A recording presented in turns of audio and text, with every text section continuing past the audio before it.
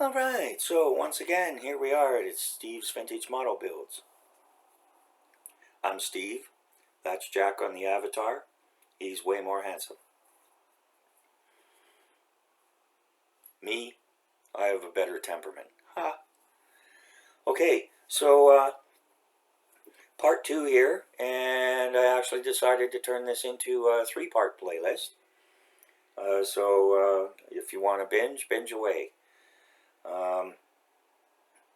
I just checked, up to 197 subscribers. It would be nice to go to 200, and I hope the 197 do stop in from time to time and check out my videos, find them of interest, and maybe even learn something. So, part 2 today, we've got the Vought F4U1-A Corsair. If you remember,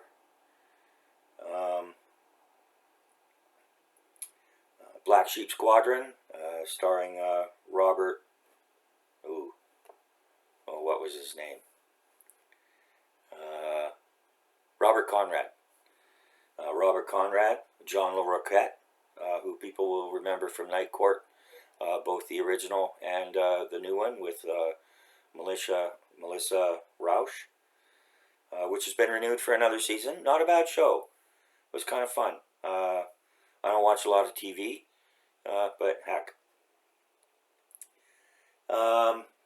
So yeah, so here we go. We've got another Tamiya here. This one was tooled in 1995, new parts around 96. And like I said with the previous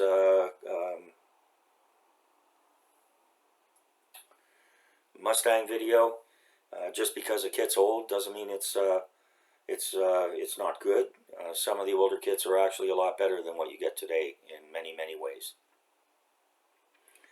So an iconic aircraft. One of the reasons I got it, got the Mustang, got the Spitfire, got the FW109. I guess I should get. I'll have to shop around and see if I can get a Hurricane. No iconic World War II aircraft, fighter aircraft collection is complete without one. You may have seen I've got a 172 Hawker Tempest. They were also excellent aircraft. But anyways, can't have everything all at once. And the finance department has, in our year-end meeting, they advised that I needed to build more kits before I can get more kits. Okay, so here we are. We get the usual thing, same tried and true Tamiya, 148 series aircraft. Gives you the wingspan, 236 millimeters, fuselage 205 millimeters long. I wish Tamiya would put the number of parts on the outside, but they don't. I guess you can always go on ScaleMates for more information on that. In this case, down here, the usual information: ready to assemble precision model kit. And so let's take a look here. As always, nice box art. Same box art as same signature as was on for the Mustang box art. Obviously, we have a Pacific Island or atoll scene here. I ordered and got some palm trees, all different sizes. So they'll probably some of those will go in on a little diorama, and also there'll be enough there for a diorama for the C-47 Chinook helicopter. That's Vietnam era, but palm trees are palm trees, Vietnam or elsewhere.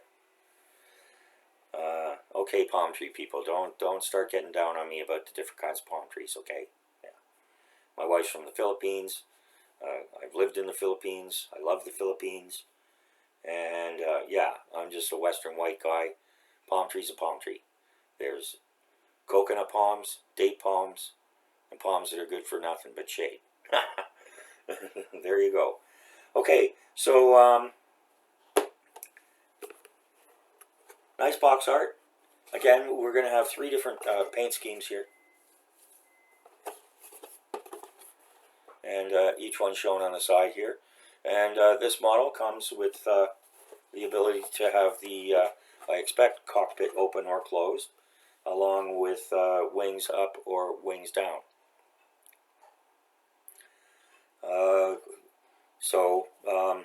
Yeah, whatever floats your boat.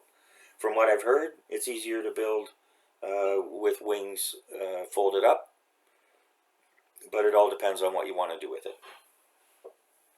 I don't know if anybody has a 1/48 aircraft carrier that they'd want to put it on, but hey, go wild. Nice detail here with the chocks, and yeah, so let's take a look inside.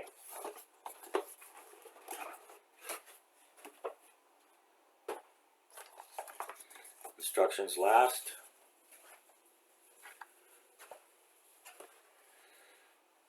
The external box looks pretty good. There's no creases or dents, but I do see some blistering here on the inside.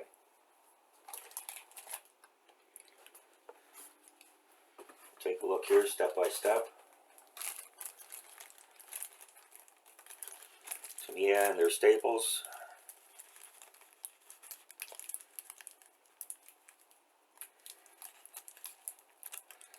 And next year, the plan for my wife and I is to go for a couple months and spend over Christmas in the Philippines.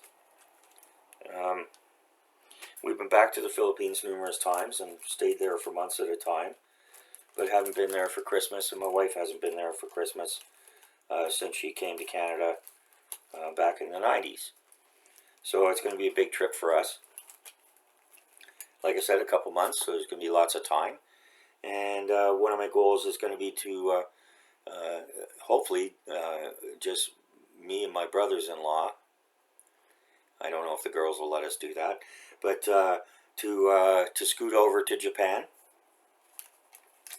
And 2 things I want to do in Japan is ride the bullet train, the Shinkansen, and go to the Tamiya headquarters in Shizuoka, Japan, where they have a big Tamiya museum. So, lifelong dream, bucket list, here we go. Okay, so we've got one sprue here with the clear plastic parts. Just as with the Mustang, these are absolutely pristine. No flash. Contact points in reasonable places. And I don't know if you can see the rivets here. They've molded the rivets in. You've got some nice panel lines here, easily masked and painted. So yeah, that's awesome. That's been another quarter bonus point there.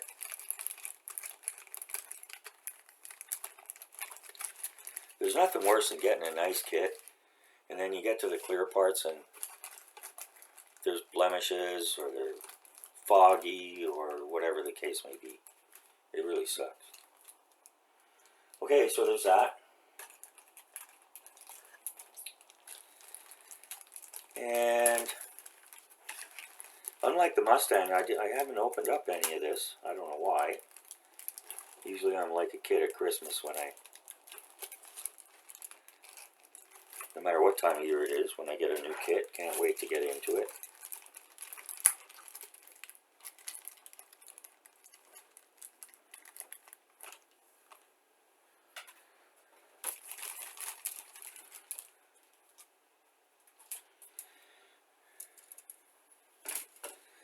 Okay, and so once again here, we got 2 sprues here, and we get 2 figures, which is awesome.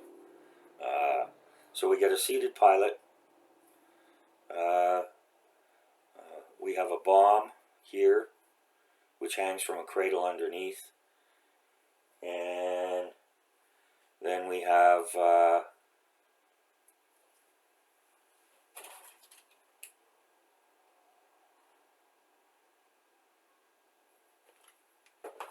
looks like some other kind of bomb. I'm going to say it's an external fuel tank, but there's only one. Oh no, there's more. Oh, these, I guess these are external fuel tanks. So I guess you have an option of bombs, which is always nice when you're in a war. Okay, and the figure nicely detailed, as you'd expect from Tamiya. You can see the goggles. There's an expression on his face. There's no photo etch in this one either, but photo etch drives me nuts anyways. And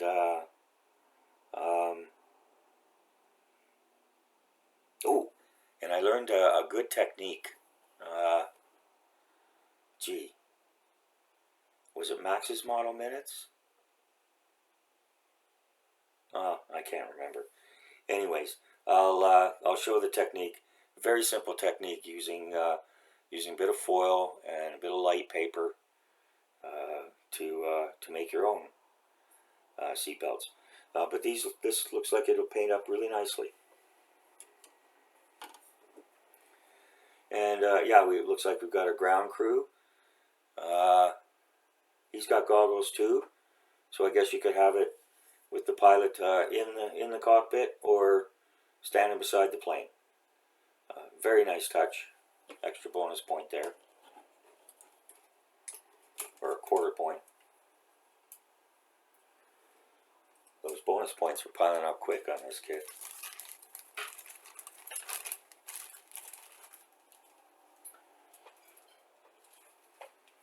Oh, and if you're new to this, you always want to handle everything carefully. The plastic's sturdy. As far as Tamiya is concerned, it's always very good quality. But there are very delicate parts inside, you can see here. So, you know, you want to be careful when you're handling stuff. Don't just rip it all apart and toss it around.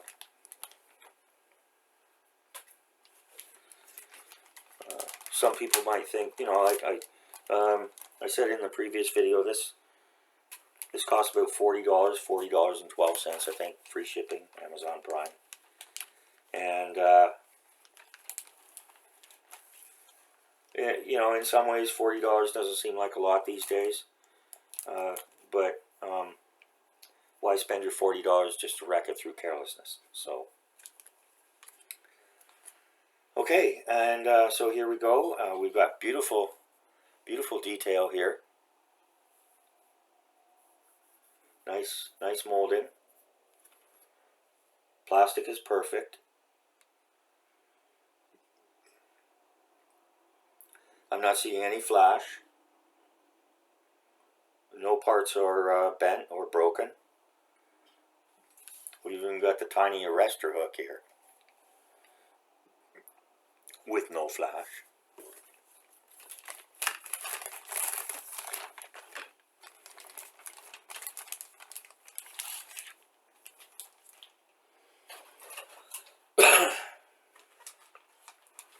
You know, as I said in the first video, it's really hard to go wrong with a Tamiya kit. I had mentioned Peter Oxley did his videos today, and I urge you to check him out. All of his videos, he's a great presenter, lots of information. He's not a hobby snobby. He reviews everything from lower cost Academy kits all the way up to wingnut wings and kits that cost, you know, hundreds of dollars or even a couple £100 sometimes. He's in the UK. So yeah, I would urge you to check out his videos. And yeah, one of the things he was saying, and there were two kits in particular. One was the 148 scale, Tamiya 148 scale Hawker Sea Harrier. He had bought it, but he hadn't built it. He took one look at it and kind of went, yeah, this looks kind of dodgy. And then he did some more research on it online, and found that it was a mess of a kit. So if you're a glutton for punishment, or you're the kind of modeler who really likes the challenge of fixing bad fit, sanding, trimming, drilling, doing whatever needs to be done to put the darn thing together, then that kit would be one for you. The other one was actually quite a new model from 2018, the 148 Spitfire, and Mark 1. And I built that. I put it in a diorama. There's a video on it. Go ahead and check it out. The diorama turned out good. The model turned out good. But there were a lot of issues with it that I wouldn't have ever expected with Tamiya. And I was not satisfied or gratified, but I didn't feel so badly when I found out that Peter had many of the same problems when he was assembling his kit. And so, you know, he has skills that are far, far superior to mine. So if someone like him had trouble with it, then it was good to know it's not just all me. Unlike the Sea Harrier, though, not one to avoid completely. You know, it had some challenges, and did stretch my skills, and you know, I learned how to putty and how to sand and do those kind of things. But yeah, it wasn't quite up to their usual standard, and surprisingly, one of their newer kits. Here we go again, opening up the sprue bag. So here you get 1, 2, 3, 4, 5, including the clear parts. Very respectable.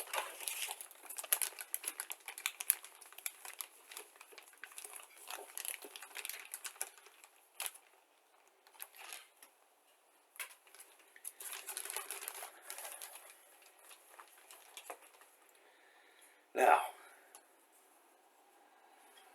here we have the fuselage, the cowling, propeller. I'm seeing tiny little flash on the propeller edges here, but that's so easily trimmed, and it's a good sturdy propeller. Big aircraft.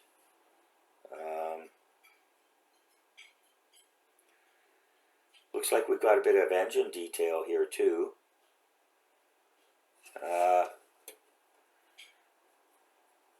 Nice side-on cockpit controls. And here's something that's kind of interesting.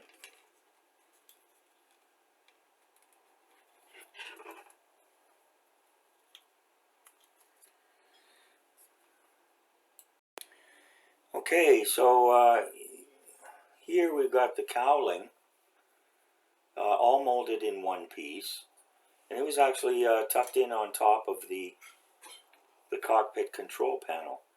There's just one screw post here on the bottom, very easily removed, and any trace of it easily made to disappear. And not spectacular detail on the cockpit control panel, but the dial moldings are all there, and everything else looks great.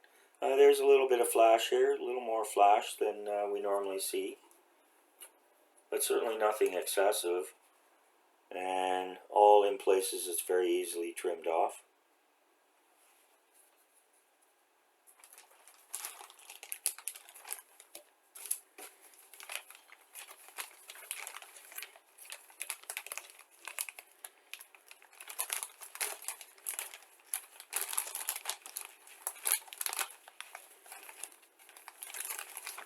Carefully slide that back in.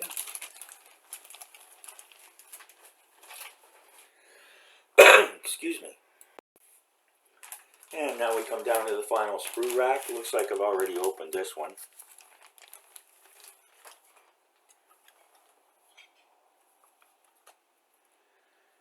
And again, beautiful molding, almost flawless. There's some little smudgy bits here, but you know, that's going to be covered up with whatever kind of paint you put on it. And if you don't paint it, well, that's what you got. Here's what's nice here. If you do decide to go with the wings up, you get some nice internal details here. And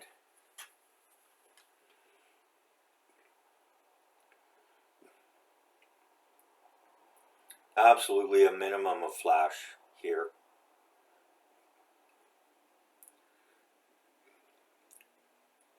And moldings all look perfect.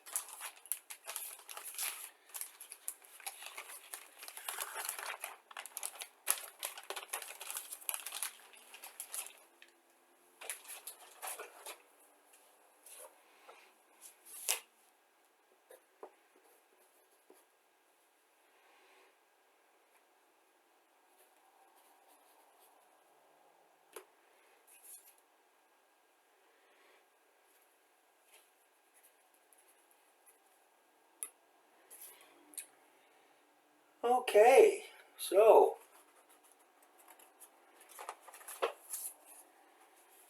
now unlike the, as always, we get the tech tips. And unlike the Mustang, we only have one.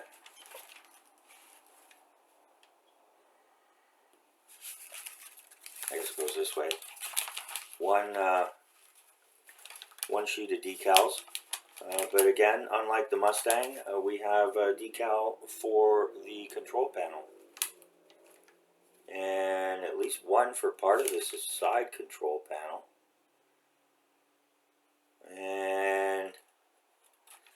But yeah, they all look absolutely pristine.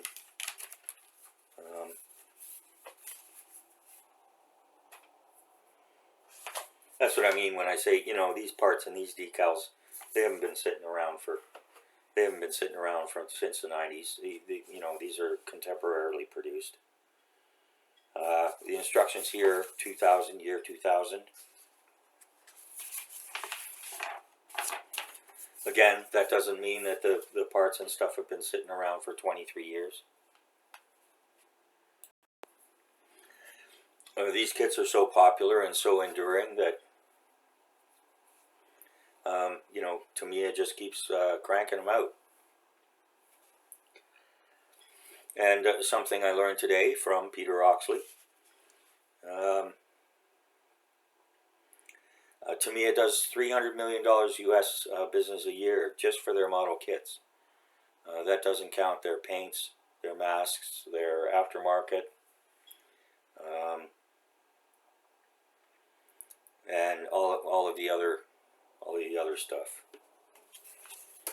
So big business. Oh, and I forgot to say, yeah, this is catalog number 61070. I'll have to go back to the Mustang. I forgot to mention that. I'll put a card up on that. Get the usual stuff here, ready to assemble precision model kit. And I like this: modeling skills helpful if under 10 years of age. And so if you're under 10, you definitely need supervision when you're working with the knives and the sharps. And at least until you develop some skills, there's no reason a 10-year-old can't assemble a kit like this or other simpler ones. But yeah, I would definitely start on something simpler.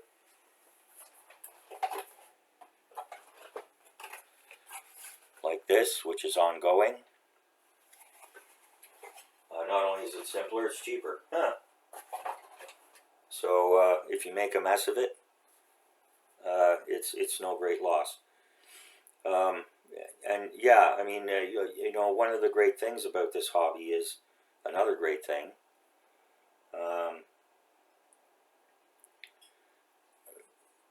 as I've said before, it doesn't have to be expensive. And, you know, if you're just starting out, a big mistake a lot of people make when they're starting out with a hobby, you know, or, you know, golf is a good one. You know, they go out, they buy the best set of clubs, all the clothes, the clubs, the balls, everything like that. They spend lots and lots of money, and then they get out on the course and they find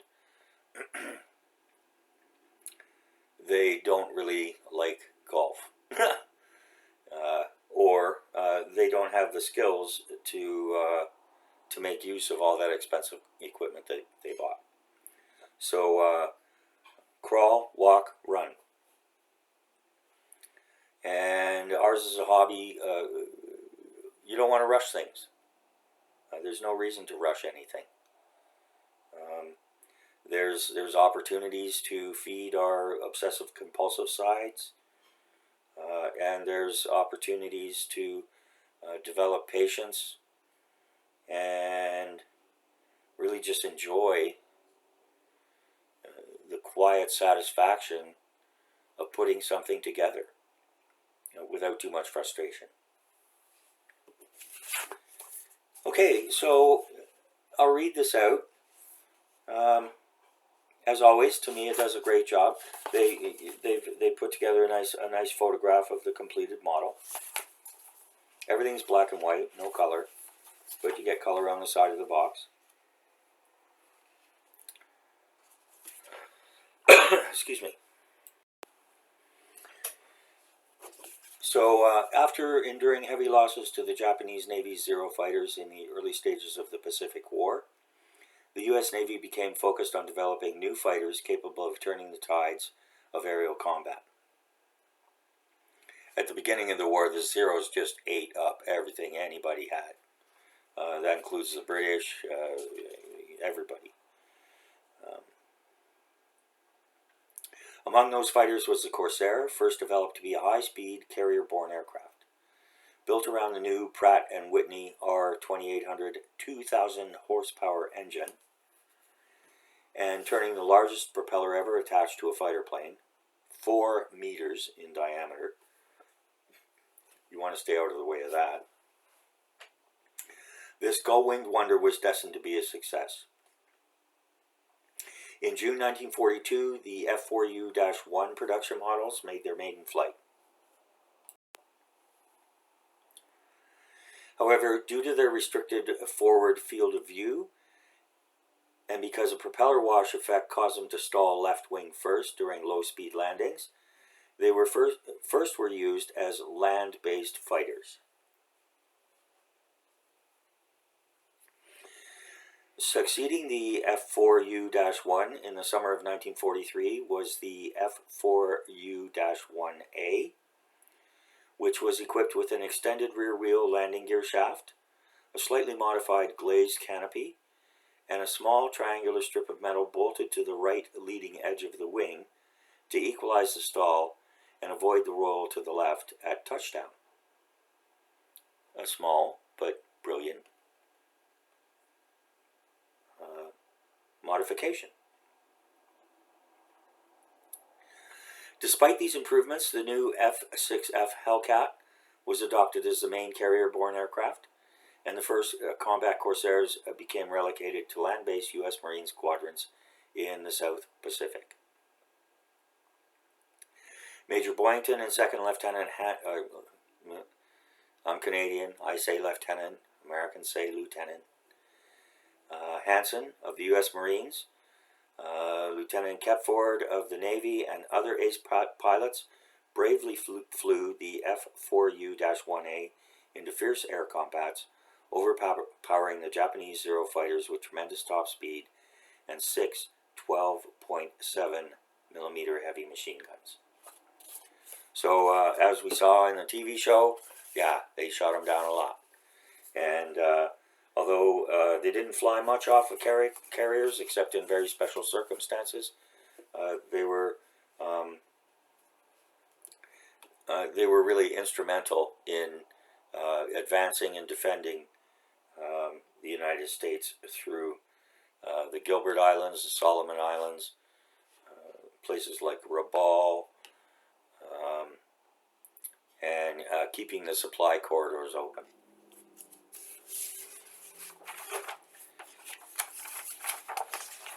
Alright, so same format for instructions. They're horizontally fold out. And get the usual, read before the assembly, etc., etc. We start with the cockpit tub. This looks a lot easier. It's not in one piece like the Mustang, but it sure looks a heck of a lot easier than the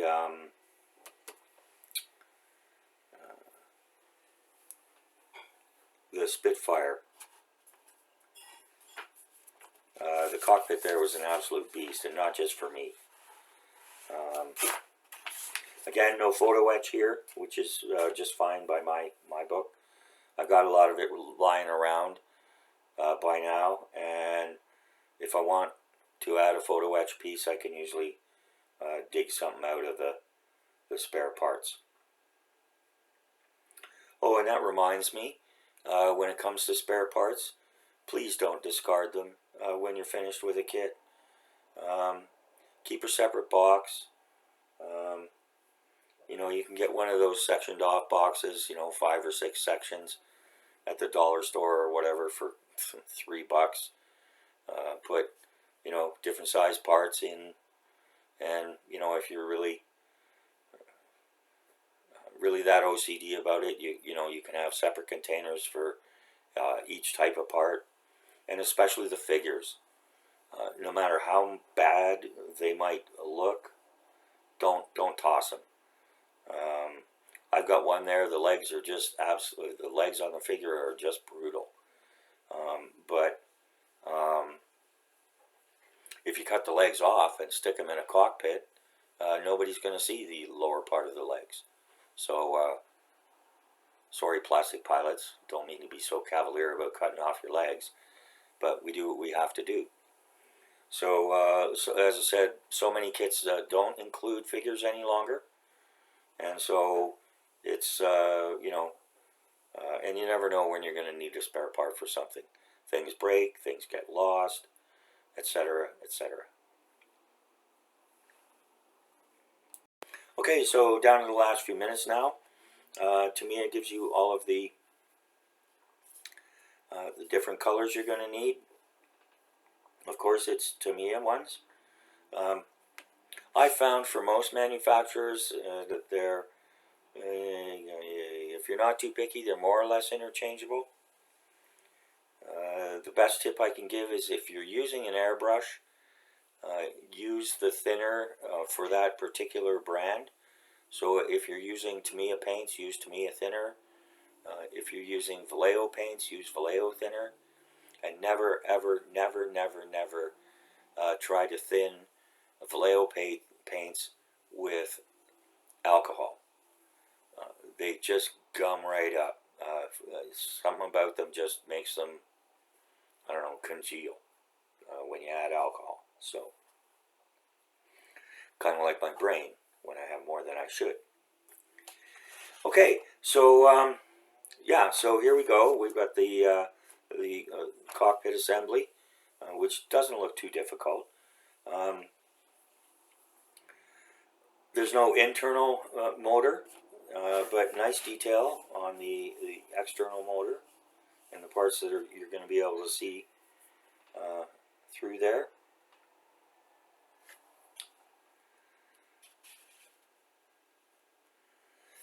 They give you information on the wing routes, depending on, you know, what you're going to do. Wings up, folded up, wings that folded down.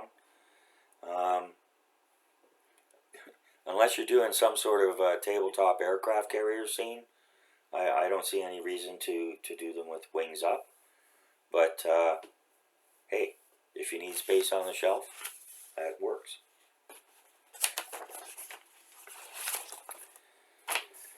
And we continue on here to attaching the fuselage pieces together and inserting the cockpit tub.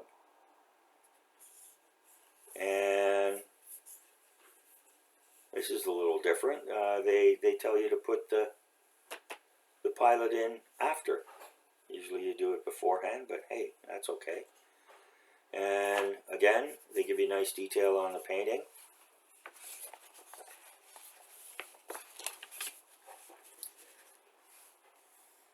Quite a bit of detail on the landing gear, the tail and tail hook, assembly of the various flaps, undercarriage. They give you a nice face-on view here so you know what it's supposed to look like.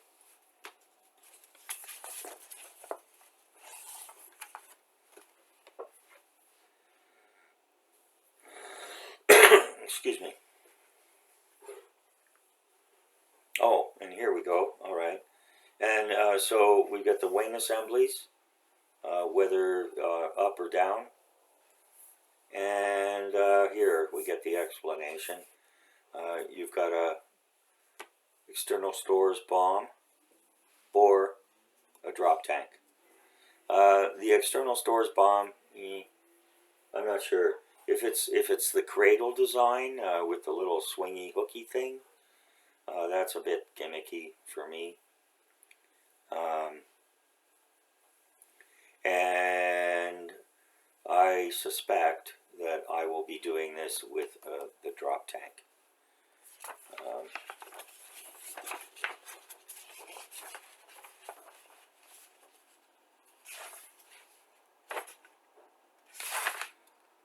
Like Marine Recon,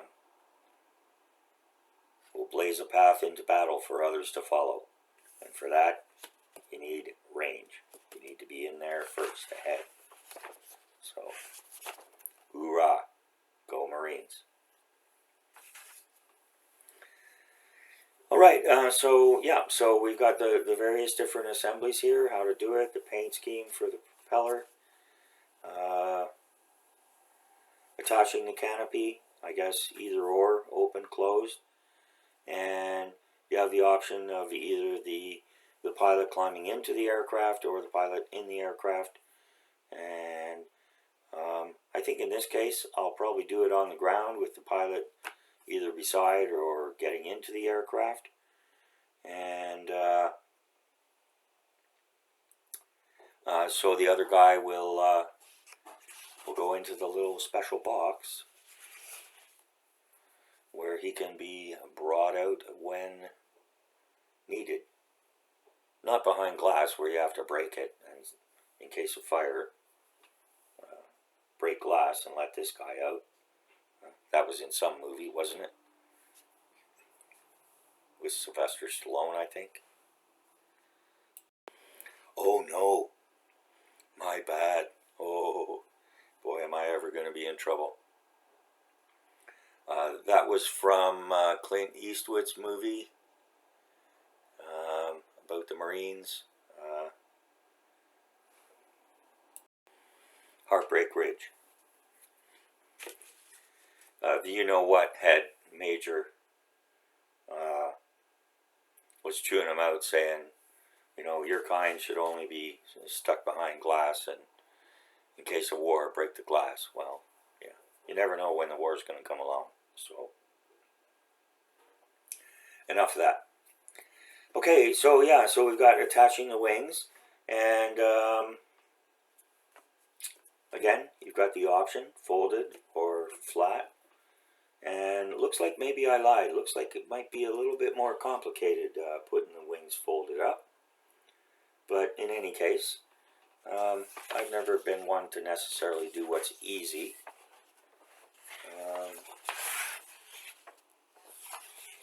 But always one to do what I want. Okay, and so then we get on to the paint scheme. So we've got VMF 1111, number 122, Gilbert Islands. They don't give a pilot name here. And I expect they are all... No, they are not all Marines. As far as I know, VMF is Marines. And VF is Navy. And so we've got the VF 17 #1 Big Hog on Donga, November 1943.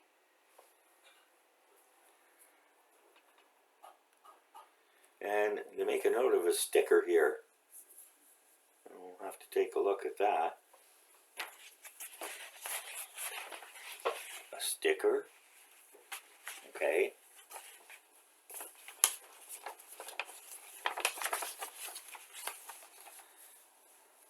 And then we have VF17 #1 Big Hog further. And again, applying stickers. I'll have to check on that. I don't know that anybody does stickers. Didn't see any in the decal section. Anyways, yeah, so they give you nice instructions on how to do the decals. As far as the most people watching will know how to apply decals, and there's great tips in the tech tips. The best thing to do is just, a nice container of warm water, something flat, not like a glass of water, but more like a, like a thing like that, whatever. Warm water, not too hot, and don't dump your decals in all at once. Do them each one. They only need to sit in there for 10 or 15 seconds. And before you even take them out of the water, see if they're sliding. Use a pair of tweezers. See if they're going to slide off of see if they're starting to slide off. You want them to still be kind of sticky, but not just almost ready to float off. And then when you take them out of the water with tweezers, be very careful. Oh, all right. Sorry for the interruption there. The cat needed to come in and do his stuff.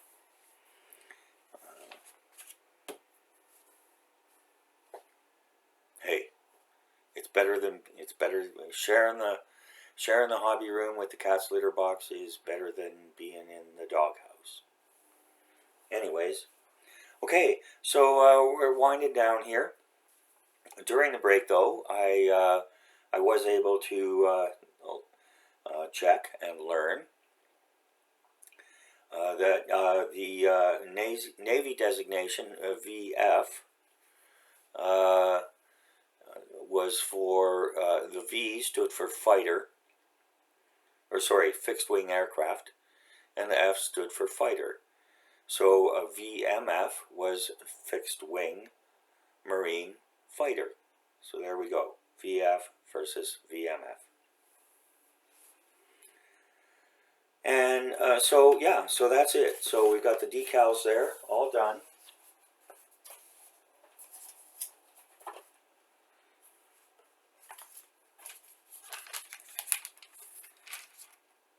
I'm interested to see how these work and why. Anybody out there who knows how those work, please feel free to let me know.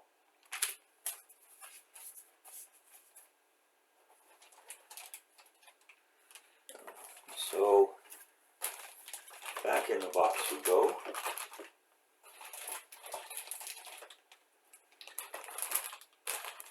So each of the kits in this little series are going to be fun to build. And I'm really looking forward to them.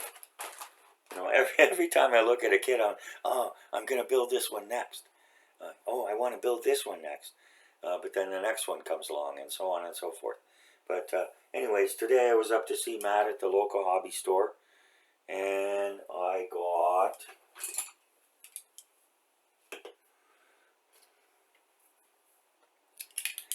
olive drab TS28 from Tamiya, and we needs it. We needs it for the Walker Bulldog. Excuse me, and for the CH-47 Chinook. both in olive drab, both of those. As far as the airbrush is concerned, I had, from before, I had some pre-mixed gloss paints, and a few gloss paints came with the kit, with the airbrush kit itself. So I'm practicing, and I'm waiting until my skills are up there to actually really start using it.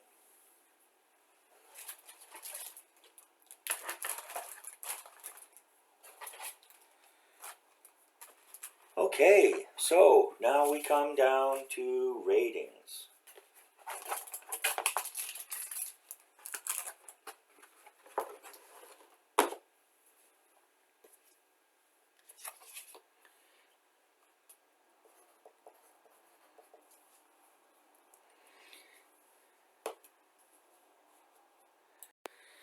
Alright, so after submitting the results to Dominion voting machines for their verification and manipulation, that's a joke, we come up with a total score of 10 out of 12 for this lovely little kit. $40. And again, $5 worth of cement and some paint. And you know, you don't use all the paint and cement on one kit, so you know, you make that investment and it lasts quite a bit, quite a while. So very nice little kit, got some nice features to it, and yeah, so 10 out of 12, very respectable. I mean, especially considering that, you know, 2 of those 12 points are bonus and bonuses for wows and value. And the decals, they look fabulous. Everything looks great. So no complaints there whatsoever. Very pleased. And so we're getting up to a little over 45 minutes. Sorry to wax on about how much I love Tamiya, but they're a great model company, and as I said, except for those 2 kits, you'll never go wrong with the Tamiya kit. It doesn't matter whether it's armor. They don't do much 1/72. I don't know if I've seen any really. They stick to 148, 135, 132, and especially at the higher end, they're up there with everybody. They do as well as anybody for plastic model assembly kits. Okay, so that's it for this video. Hope you've enjoyed it. As I said at the beginning, I'm up to 197 on subscribers. I'm not here for subscribers. I appreciate everybody who subscribes, but I'm not here to get subscribers. I'm not here to get views. The channel will never be monetized. And so I'm just glad that the people seem to like and enjoy what I'm doing. It's not fancy, it's not expensive, but I think it really fits into a great niche for the market. Got builds underway, builds coming up, and all those will be reviewed. So I welcome comments, I welcome criticism, as long as it's respectful. Always welcome new ideas, and appreciate everyone who stops by to spend their time. Thanks again. Have a safe and happy Christmas, and love the people you love, and don't stress about the people you don't love. All right, so good night, and we'll see you for part 3. It'll be the Hasegawa F-18 Hornet.